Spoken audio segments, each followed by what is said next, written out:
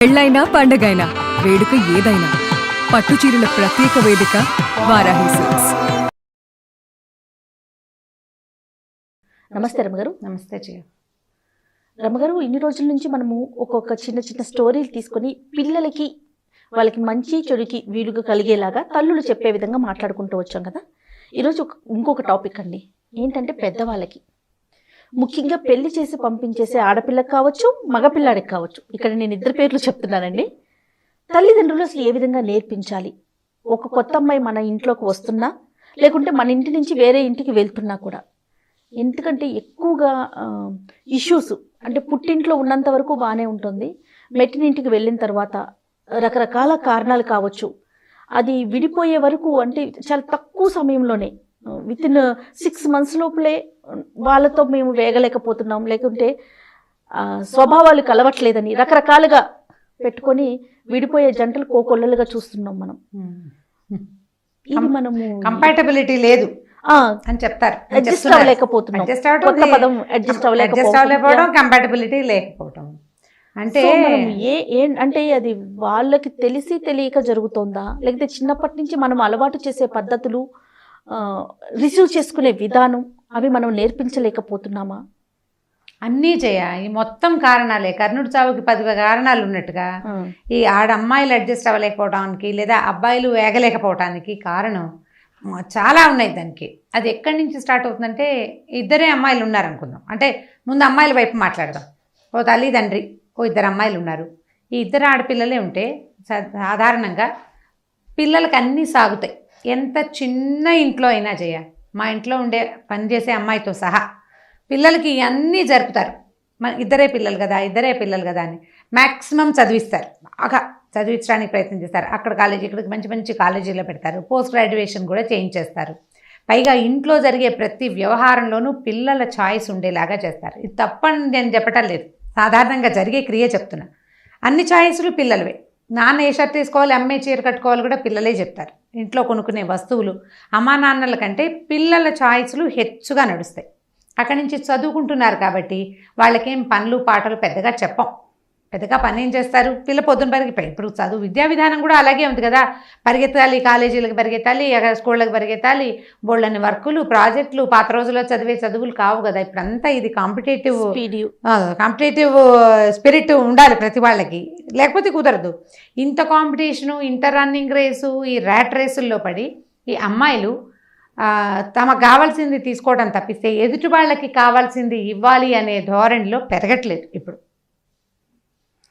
దీనికి కారణం వాళ్ళింట్లో కూడా పెద్దవాళ్ళు ఎవ్వరూ లేకపోవటము, కుటుంబాలు ఏదైనా ఫంక్షన్లప్పుడు కలవటం, పార్టీస్ అలా కలవడమే తప్పిస్తే దైనందిన జీవితంలో వీళ్ళు అడ్జస్ట్ అవ్వవలసిన అవసరం, వాళ్ళ కోసం వాళ్ళు అడ్జస్ట్ అవుతారు కానీ ఎవరి కోసమైనా అడ్జస్ట్ అవ్వాల్సిన అవసరం ఆడపిల్లలకి ఉండట్లేదు. ఒక పాయింట్. మగపిల్లల్ని తీసుకుందాం. మగపిల్లలు కూడా 15-18 ఏళ్ళు వచ్చేదాకా తల్లులే అన్నం నోట్లో పెట్టి చేస్తున్నారు. అన్నం నోట్లో పెడదాం, నేను కూడా చేస్తాను జయ. అందులో అబద్ధం ఏమీ బయాస్గా చెప్పాల్సింది ఏం లేదు. నేను కూడా చేస్తాను. మా చిన్న అబ్బాయికి ఎప్పుడు కావాలంటే అప్పుడు అన్నం కలిపి నోట్లో పెట్టేస్తాను నేను ఇప్పటికీ. అయితే ఎలా ఉంటుందంటే, ఇద్దరే పిల్లలు, ఓ పిల్లాడు లేడు, రెండో పిల్లాడు నాడు, టైం అయిపోతుంది, వాడు తొందరగా వెళ్ళాలి, ఏదో రకంగా ఇట్లా పిల్లలకి నోట్లో అన్నాలు పెట్టి ఈ పిల్లలు తల్లి చుట్టూతా తిరిగే రకంగా ఉంటారు. ఇద్దరే పిల్లలు, ఇంట్లో వేరే పెద్దవాళ్ళు లేరు. అమ్మలకి పిల్లల్ని చూసుకోవటం తప్పిస్తే రెండో కార్యక్రమం ఉండదు, రెండో పని లేదు వాళ్ళకి. ఒకవేళ ఉద్యోగాలు చేసే తల్లులైతే వాళ్ళు ఉద్యోగాల్లో తంటాలు పడతారు. తర్వాత ఏమనుకుంటారు, రోజంతా బయటే ఉన్నాను, ఈ పిల్లాడికి ఏం చేయటం లేదు కాబట్టి వాడికి బాగా సాగించాలి, వాడి దగ్గరే ఉండాలి, వాడు ఏదనుకుంటే అది చేయాలని తల్లులు అనుకుంటారు.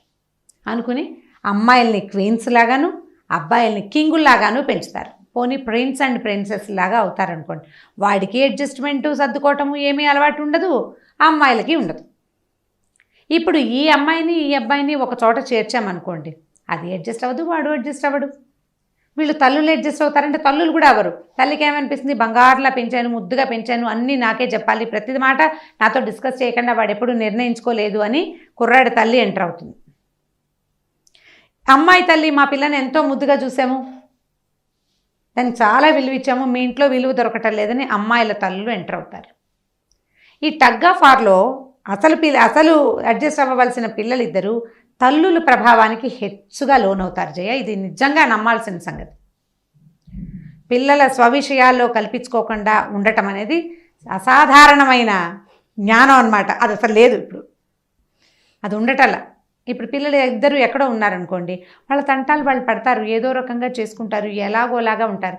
కానీ అమ్మాయి నుంచుంది, కూర్చుంది, పడుకుంది, తొందరగా లేవలేదు, నాకు ఆమ్లెట్ ఇష్టం కానీ అది ఆమ్లెటే లేదు, బాయిల్డ్ ఎగ్ పెట్టింది అని అబ్బాయి ఎంతసేపు తల్లికి చెప్తున్నాడు అనుకోండి ఫోన్ చేసి, మా వాడికి ఇలా ఇష్టం, నువ్వు అలా ఎందుకు చేయమంటే నాకు ఆమ్లెట్ అసహ్యం అంటుంది అమ్మాయి. ఆమ్లెట్ వేస్తే వాసన వస్తుంది, నాకు నచ్చదు. ఇది నేను ప్రత్యక్షంగా విన్నా, అందుకని ఆ మాటే చెప్తున్నా, లేకపోతే నేను ఎగ్గులు ఆమ్లెట్లు చెప్పలేకపోతాను కదా. అబ్బాయి బాయిల్డ్ ఎగ్ పెట్టింది, boiled eggs healthy, omelette healthy కాదు, 2 eggs తిని 1 glass పాలు తాగితే బ్రేక్ఫాస్ట్ సరిపోతుందని అమ్మాయి. 3 eggs ఆమ్లెట్స్ వేసుకుని తినేవాడు మావాడు, ఈ పిల్ల వచ్చి ఇలా చేసేసింది, మా వాడికి తిండి కుదరట్లేదు, చిక్కిపోయాడు అంటుంది వాళ్ళమ్మ. ఇప్పుడు తల్లులు ఎంటర్ అవ్వకుండా ఉంటే కొంచెం సర్దుకుంటారు. మనం ఎక్కడి నుంచి స్టార్ట్ చేయాలి దీన్ని ఇప్పుడు చెప్పండి. నేను చెప్పిన ఈ మొత్తం నేపథ్యంలో ఎక్కడ అడ్జస్ట్మెంట్ స్టార్ట్ అవ్వాలి? చిన్నప్పటి నుంచే నేర్పించాలి ఖచ్చితంగా. నేను ప్రతిసారి చెప్తున్నాను పిల్లలకి, చిన్నప్పుడు మొదట్లో లేకపోతే చదువు సంస్కారమే కాకుండా ఇలాంటివి కూడా నేర్పించాలి. అడ్జస్ట్మెంట్ అనేది మాత్రం ఖచ్చితంగా నేర్పించాలి. ఇది వరకు మనం ఒక ఇది చెప్పేటప్పుడు నేను చెప్పాను, ఇది వరకు మా పాతకాలంలో రేపొద్దున పెళ్ళయ్యాక వాళ్ళు తిడతారు, వీళ్ళు తిడతారు, మీ అత్తవారి నుంచి మాట వస్తుంది అనేవాళ్ళు. అత్తవారి నుంచి మాట వస్తుంది కాదు, అడ్జస్ట్ అవ్వకపోతే నువ్వు ఇబ్బంది పడతావు, అది పని రాకపోతే నువ్వు ఇబ్బంది పెడతావు. ఇప్పుడు ఓ పెళ్లి చేస్తాం జయ, అడ్జస్ట్ అవ్వలేదు, మానేసాం. ఇంకో పెళ్లి చేస్తాం, అడ్జస్ట్ అవ్వలేదు, అది కూడా మానేస్తాం. ఎన్ని పెళ్ళిళ్ళు మానేస్తాం మనం? ఇంకా మనది ఆ కల్చర్ కాదు కదా, కల్చర్ కాదు కదా. ఎక్కడో అసలు మ్యారేజ్ అంటేనే అడ్జస్ట్మెంటు. ఇప్పుడు ఒక పిల్లని యూనివర్సిటీకి పంపించాం, అంతవరకు మన పక్కనే ఉన్న వెనక సందులో ఉన్న కాలేజీలో చదువుకుంది అనుకుందాం అమ్మాయిలకు కూడా చెప్తున్నాను ఇది. నువ్వు అనుకోండి, పోనీ జయ అనుకోండి, ఒక పక్కన ఉన్న కాలేజీ సడన్గా ఎక్కడో వచ్చింది, ఏ మణిపాల్లోనో ఓ యూనివర్సిటీలో ఒక సీట్ వచ్చింది. అక్కడికి వెళ్తే నీకు భాష రాదు, నీ డ్రెస్సింగు వాళ్ళ డ్రెస్సింగు ఒకటి కాదు, నువ్వు ఏ హెయిర్ స్టైల్ చేసుకున్నా నువ్వు బయటలోనే కనపడతావు, అదో బాధ. వాళ్ళ తిండి మన తిండి కాదు, వాళ్ళు అదేదో తింటారు, అక్కడ ఏమిటో దొరుకుతాయి, అవేవి మనం తినలేము.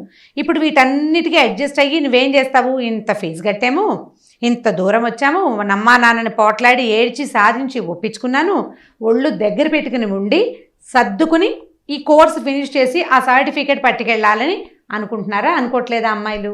ఖచ్చితంగా అనుకుంటున్నారు. దీని తర్వాత మనకి రాబోయే ఉద్యోగం పట్ల, మనకి భవిష్యత్తు పట్ల ఆశే కదా. మనం ఎందుకు చదువుకుంటాం, ఎందుకు చదువుతాము?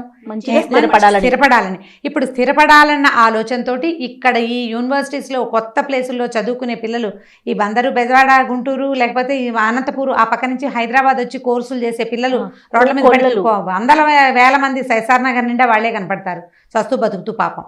ఏదో పిచ్చి ఎచ్చి తిండి తింటారు, ఇంట్లో అమ్మ చక్కగా నెయ్యి వేసి దోశలు వేసి పెడుతుంది, ఇక్కడ ఏవో రోడ్డు మీద దోశలు ఏవో ఒకటి తిని ఎలాగోలాగా ఏ కోర్స్ కోసం వచ్చామో దానికి అడ్జస్ట్ అయ్యి ఎట్లా కొట్లా చదువుకుని ఆ కాగితం చేత్తో పుచ్చుకుంటారు. జీవితానికి ఎంత విలువ ఇవ్వాలి మరి మనం? ఇదే అడ్జస్ట్మెంటు నువ్వు లైఫ్లో కూడా చేయాలి. మీ ఫుడ్డు వాళ్ళ ఫుడ్డు ఒకటి కాదు, నీ చీరకట్టు వాళ్ళ చీరకట్టు ఒకటి కాదు, వాళ్ళ ఇంట్లో వేరే మాటలు ఉన్నాయి, మన భాష వేరు, వీళ్ళ భాష వేరు. నీకు ఇచ్చే స్వతంత్రం, అక్కడ నువ్వు తీసుకోగలిగే స్వతంత్రం వేరు పుట్టింట్లో. అత్తారింటికి వచ్చాక నువ్వు స్వతంత్రం తీసుకోలేకపోతావు. తీసుకెళ్ళి ఇంకొక పద్ధతిలో పెడితే మొక్క అయితే దానికి నోరు లేదు, భావజాలాలు లేవు కదా.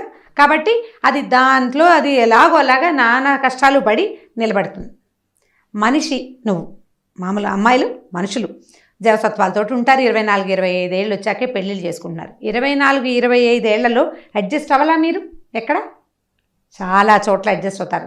స్కూళ్ళల్లో మొదటి, ఇప్పుడు మన ప్రపంచం అయితే నర్సరీలోనే ఉంది, చిన్న క్లాసుల నుంచే అడ్జస్ట్ అవ్వాలి.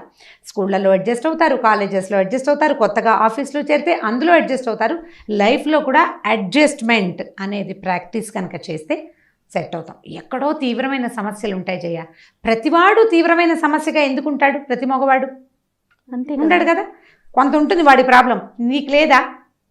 నీకు కూడా ఉంటాయి కొన్ని ప్రాబ్లమ్స్, కొన్ని సమస్యలు మన దగ్గర ఉన్నాయి, కొన్ని వీక్నెస్లు మనకున్నాయి, వీళ్ళకి కూడా కొన్ని వీక్నెస్లు ఉండొచ్చు అని అనుకుని ఈ వీక్నెస్ ఆ వీక్నెస్ రెండు ఆటే క్లాష్ కాకుండా నువ్వు అడ్జస్ట్ అయితే గనక సర్దుకుపోతారు. మగపిల్లల దగ్గర కూడా ఇదే చేయాలి. మగపిల్లలు, అబ్బాయిలు కూడా చెప్పవలసిందే కదా.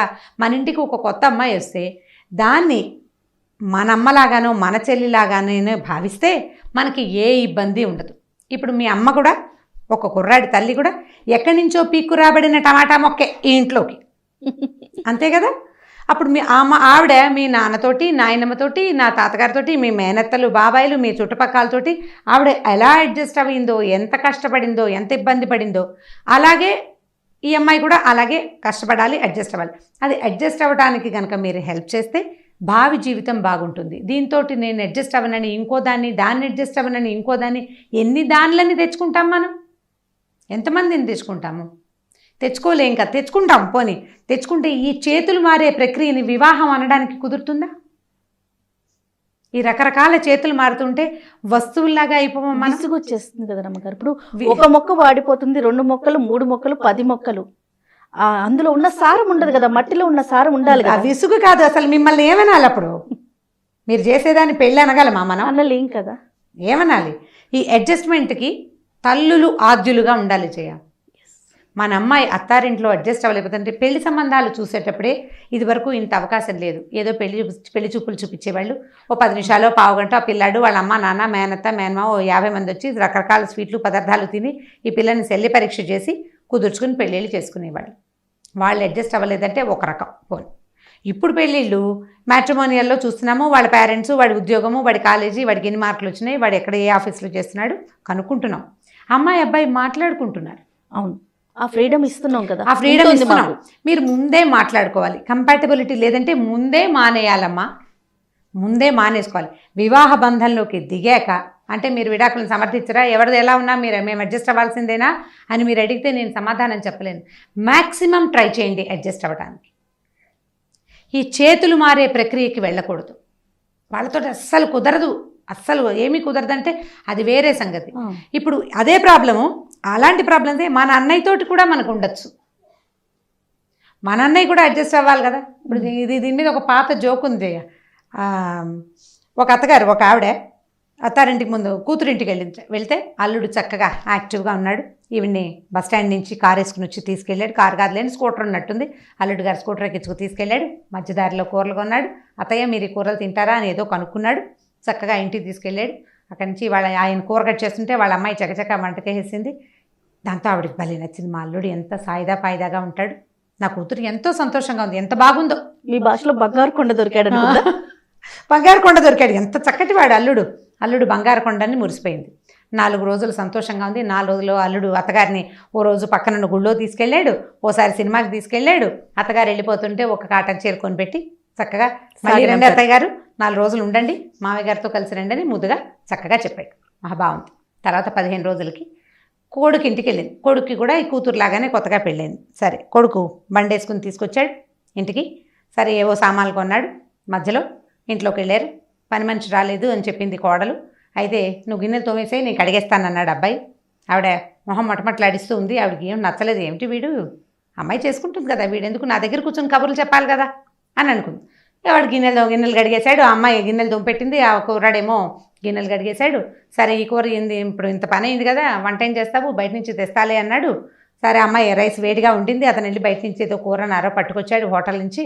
సరే భోజనాలు చేశారు. వాషింగ్ మిషన్లో బట్టలు వేసాను, నేను ఆఫీస్కి వెళ్తున్నానని అమ్మాయి వెళ్ళిపోయి ఈ అబ్బాయి బట్టలు తీసి ఆరేశాడు. అక్కడి నుంచి అమ్మాయి ఏమిటి సంగతులు ఇంటి దగ్గరవి అని తల్లి దగ్గర కూర్చున్నాడు. అతను వర్క్ ఫ్రమ్ హోమ్ చేస్తున్నాడు. మాట్లాడేసరికల్లా అత్తగారు తల్లి చెప్పింది, ఏమిట్రా ఇట్లా ఇన్ని పనులు చేస్తే అలుసైపోవు పెళ్ళానికి, మీ నాన్నని చూడలా నువ్వు, నాన్న ఇట్లా చేశారా, ఏం చూసి చేస్తున్నావు నువ్వు, ఇదేం పనులు, ఇన్ని పనులు చేయొచ్చా, పెళ్ళానికి అలుసైపోతావు నువ్వు, ఈ పద్ధతి నాకు నచ్చలేదు అని చెప్పింది. చెప్పేసరికల్లా కొడుక్కి నవ్వు వచ్చింది. అంతకుముందు 2 రోజుల ముందు అంటే చెల్లెలి ఇంటి నుంచి రాగానే వాళ్ళమ్మ గంట సేపు ఫోన్లో అల్లుడు ఎంత ముద్దుగా చూసుకుంటున్నాడో, ఎంత సాయిదా పాయిదాగా ఉంటున్నాడో చెప్పిన అమ్మ అదే సాయిదా పాయిదా తన కొడుకు దగ్గర సహించదు. కోడలు అదుపులో ఉండాలి, కూతురు సంతోషంగా ఉండాలి. ఇదేం న్యాయం? ఎంతమంది ఉంటారో జయ ఇట్లా. మనకైతే ఒకటి, ఎదురుకైతే ఇంకొకట. మా అమ్మాయి చిన్నప్పటి నుంచి చాలా బుద్ధిమంతురాలు, చాలా బుద్ధి. నువ్వు పెంచావు కాబట్టి మీ అమ్మాయి బుద్ధి నీకు తెలుసు. ఆవిడెవరో పెంచింది కాబట్టి దాని బుద్ధి నీకు తెలియకపోతే ఎట్లా తెలుసుకో. నీ కూతురు లాంటిదే అవతల కూతురు కూడా. పైగా ఏమిటి మనకు చిన్నప్పుడు చెప్తుండేవాడు, అత్త ఒక ఇంటి కోడలే. అయితే ఇవాళ కోడలు రేపు అత్తగారు కాదు. ఖచ్చితంగా ఇప్పుడు కోడలు అడ్జస్ట్ అవ్వాలి, అత్తగారులు కూడా అడ్జస్ట్ అవ్వాలి. తల్లులు పిల్లల్ని వాళ్ళ జీవితాలని వాళ్ళని జీవించనిచ్చేస్తే బాగుంటుంది. అయితే ఈ పాయింట్ మీద పిల్లలు పుట్టాక పిల్లల్ని ఎవరు పెంచాలి, పిల్లలు పుట్టడం, పిల్లల్ని కనటం, దానికి కావాల్సిన ప్లానింగ్ కూడా అమ్మలే ఇంటర్ఫియర్ అవుతారు. పిల్లల్ని డే కేర్కి పెట్టాలా వద్దా, కోడళ్ళు ఉద్యోగం మానేయాలా వద్దా, అన్నిట్లలో మనం ఇంటర్ఫియర్ అవుతా ఉంటే ఇప్పుడు పాత రోజులు కాదు, ఇదివరకట్లాగా ఆడపిల్లలు ఇళ్లలో ఉండే రోజులు కానే కావు ఇవి. ఎవరు ఉద్యోగం వాళ్ళు చేసుకుంటున్నారు. ఇంట్లో ఉంటే వర్క్ ఫ్రమ్ హోమ్ చేసుకోవడానికి 40-50 వేలు తెచ్చుకుంటున్నారు జయ. అవును అవును. ఓ పిల్లని ఎప్పుడు ఇంటి దగ్గరే కనపడుతుండేది, ఆ పిల్లకి ఉద్యోగం లేదనుకున్నాను నేను. తీరా ఏం కాదు, ఒకరోజు బజార్లో ఎప్పుడో కనపడింది, అదేదో బ్రహ్మాండంగా 10,000 రూపాయలు పట్టు చీర కొనుక్కుంటుంది. అదే పిల్లాడు బాగా మంచి సంపాదన ఉన్నట్టు బాగా నేను అలా ఊహించాను, మరి నా ఏజ్ని బట్టి అలాంటి ఊహ వస్తుంది కదా. వస్తే అది ఆ అమ్మాయి ఏం చెప్పిందంటే, ఈ మంత్ బోనస్ వచ్చిందంటే నాకు ఇన్సెంటివ్స్ ఏవో ఇస్తుంది కంపెనీ. వస్తే నేను ఉద్యోగం చేస్తున్నా, ఎప్పుడు చూసినా వాకిట్లో ముగ్గేసుకుంటూ కూరగాయలు కొనుక్కుంటూ అలాగే కనపడింది నాకు. అంటే అమ్మాయి నేను వర్క్ చేస్తానంటే వర్క్ ఫ్రమ్ హోమ్ చేస్తాను, నేను ఆఫీస్కి వెళ్ళాను, ఆఫీస్లో ఏసీ ఎక్కువ ఉంటుంది, నాకు సూట్ కాదు, నాకు అలర్జీ ఉంది, అందుకని నేను ఇంట్లో నుంచి పనిచేస్తాను. కులాసాగా ఉన్నట్టే కనపడుతుంది. కులాసాగా తిరుగుతున్న పిల్ల 40-50 వేల రూపాయలు తెచ్చుకొని గొప్ప సరదా వచ్చింది జయ నాకు దాన్ని చూస్తే. నాకు ఎంత ముచ్చటేసిందో. ఆడపిల్లలు ఎట్లా ఉన్నారు ఇవాళ రేపు, ఎప్పుడు చూసినా అమ్మాయి రికామీగా ఉన్నట్టు చక్కగా ప్యాంటు చొక్కా వేసుకుని తిరుగుతున్నట్టే ఉంది. శుభ్రంగా వర్క్ చేసుకుంటాను చక్కగా. ఎన్ని పనులు చేస్తున్నారు, అసలు మనం చేయలేకపోయాం. మనం అంటే నేను నిన్ను కలపకూడదు అనుకో నాతోటి. పాతకాలం వాళ్ళు ఇవేమీ చేయలేకపోయాం. వీళ్ళు ఇప్పుడున్న ఆడపిల్లలు అన్ని రకాల పనులు చేయగలుగుతున్నారు. ఎంతో కొంత వంటలు చేసుకుంటున్నారు, యూట్యూబ్లో చూసో ఏదో చూసి ఎట్లా కొట్లా అక్కడి నుంచి ఉద్యోగాలు చేసుకుంటున్నారు. వాళ్ళు కూడా కష్టపడుతున్నారు. మగపిల్లలు భర్తలు కనుక వాళ్ళని కొంత సపోర్ట్ చేసి, అత్తగారులు కూడా కొంచెం సాచివేతగా పోతూ ఉంటే అట్టే ఇబ్బందికరంగా ఉండదు. దీనికి అమ్మాయిలు అడ్జస్ట్ అవ్వటం అనేది ఒక ప్రధాన అంశం. మనం కూడా ఆడపిల్లలు కూడా కొద్దిగా తగ్గితే అవతల వాళ్ళని సంపాదిస్తున్నాం కదా అన్న ఫీల్ లేకుండా, అంటే సంపాదిస్తావు, నీకు అవకాశం ఉంది, నువ్వు చదువుకున్నావు, మా అమ్మ నాన్న చక్కగా చదివించారు, చదువుకున్నావు, నువ్వు ఉద్యోగం చేసుకుంటావు, నీ సంపాదన నీకే కానీ మా ఎవరికి కాదు కదా. మా చిన్నప్పుడు ఒక సామెత చెప్తుండేవారు, పాత సామెత సరదాగా ఉంటుంది. గుర్రాన్ని, ఒక మంచి గుర్రం ఉంది, దానికి కూర్చు తోక ఉంది, అది ఎప్పుడు తోకాడిస్తుంది, దాని మీద ఈగలన తోలుకుంటుంది, కానీ నీకు నాకు గాలి వస్తుందా దాంతో? రాదు కదా. గుర్రానికి తోకుంటే దాన్ని ఈగలా తోలుకుంటుంది. నీకు ఉద్యోగం ఉంటే అది నీకే ఉంటుంది, నాకేముండదు, నాకు రాదు కదా, ఎవ్వరికీ రాదు. నీ జాబ్, నీ సాటిస్ఫాక్షన్, నీ కెరీర్ అవన్నీ నీకే ఉంటాయి. అవి తీసుకుంటూ లైఫ్లో కూడా నేను ఇక్కడ ఎలా నుంచున్నానో జాబ్లో, లైఫ్లో కూడా నేను అలా నుంచోగలను అని ఆడపిల్లలు చూపించగలగాలి. మా అమ్మ, అక్కయ్య, చెల్లెలు ఎలాగో నా వైఫ్ కూడా అలాంటిదే, అలాంటి స్త్రీ రూపమేనని మగపిల్లలు, మగవాళ్ళు గుర్తెరిగి ప్రవర్తించాలి. ఈ బయట తిరిగే పిల్ల ఇన్ని రకాల పనులు చేస్తూ ఇంకా ఏం చేసేస్తుంది, ఈ చేయగలిగింది చాలే అని అత్తగారులు కూడా అనుకోవాలి. మా అల్లుడు ఎలా ముద్దుగా కూతురుని చూస్తున్నాడో అలాగే నా కొడుకు కూడా కోడల్ని ముద్దుగా చూసుకుంటాడని తల్లులు సరదా పడితే అప్పుడు ఏ ప్రాబ్లము ఉండదు. దీనికి ఈ మొత్తం కథ అంతా ఆడవాళ్ళ దగ్గర ఆగుతుంది. అవును, ఎగ్జాక్ట్లీ రమ్మగారు, ఆడవాళ్ళ దగ్గర ఆగుతుంది. ఇప్పుడు మీరందరూ నా మీద యుద్ధానికి వస్తే నేను చెప్పలేనమ్మా, ఎందుకంటే నేను కూడా ఒక అత్తగారికి కోడలనే, రేపొద్దున నా కొడుకులకి భార్యలు వస్తారు. ఆడవాళ్లే సరిగ్గా ఉండాలి జయ. మనం ప్రతిసారి మామ తల్లులు చేయాలి అంటే కొంతమంది అమ్మాయిలకు కోపం వస్తుంది. ఎప్పుడు మామ ఎందుకు చేయాలంటే డాడీలు చేయరా అని అడుగుతుంటారు, క్వశ్చన్స్ కూడా వస్తుంటాయి అట్లా. నాతో మాట్లాడిన అమ్మాయిలు కూడా కొంతమంది అడుగుతారు, మీరు ఎప్పుడు మామ మామ అని చెప్తారు. ఎందుకంటే తల్లే మనకి ప్రథమ గురువు. ఎలాంటి సిచ్యువేషన్ అయినా తల్లులే హ్యాండిల్ చేయ, అది మన గ్రేట్నెస్ కదా జయ. తల్లి అంటే నీకు ఇస్తున్నా నా ప్రత్యేకత, నేను నువ్వు చేయగలవు.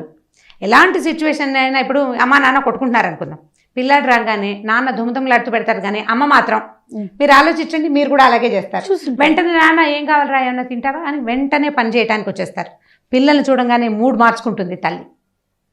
అంతేగాని మీ నాన్న నన్ను తిట్టాడని వెళ్ళి పడుకుంటారా? ఉంటారా అలాంటి వాళ్ళు? 1% కూడా ఉండరు. మీరు చుక్క పెట్టి దాని వెనకాల 100 సున్నాలు పెడితే ఒక గీత వస్తుందేమో అంతే.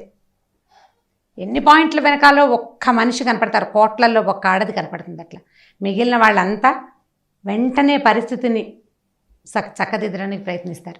అట్లా మనం కనుక చక్కదిద్దుకోవటానికి, చక్కదిద్దటానికి మనం ప్రౌడ్గా ఫీల్ అవ్వాలి. ఎప్పుడు నేను మామకే చెప్తుంటే, mom great, you should feel great అని అనుకోవాలి. మనం అవ్వాలి, గ్రేట్గానే ఫీల్ అవ్వాలి. ఎందుకంటే ఈ మొత్తం ప్రతిభంతా చెయ్యాలి, ఈ మొత్తం ప్రతిభంతా మనదే, ఆడవాళ్ళదే ఈ ప్రతిభంతా. అంతే. ఈ మాట ఆలోచిస్తే కనుక మీరు కొట్లాడుకోరు.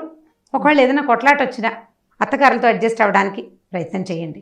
వాళ్ళతోటి తీవ్రమైన సమస్యగా ఉంటే ఏముందో భర్తకి ఓపెన్గా మాట్లాడుకోండి. ప్రధానంగా వీటన్నిటికీ క్లియర్గా మాట్లాడుకోవటం ఒకటి. నేను ఉద్యోగం చేస్తున్నాను, నేను ఎందుకు తగ్గాలి అని అమ్మాయిలు అనుకోకూడదు. నేను మగవాడిని, నేను ఎందుకు తగ్గాలని మగవాడు అనుకోకూడదు. ఓపెన్గా మాట్లాడుకుంటే గొడవలు రావు, ప్రశాంతంగా ఉంటుంది జీవితం. ఎంతో కొంత చిన్న పన్ను వస్తాయి, ఆ మాత్రం లేకపోతే ఎట్లాగా.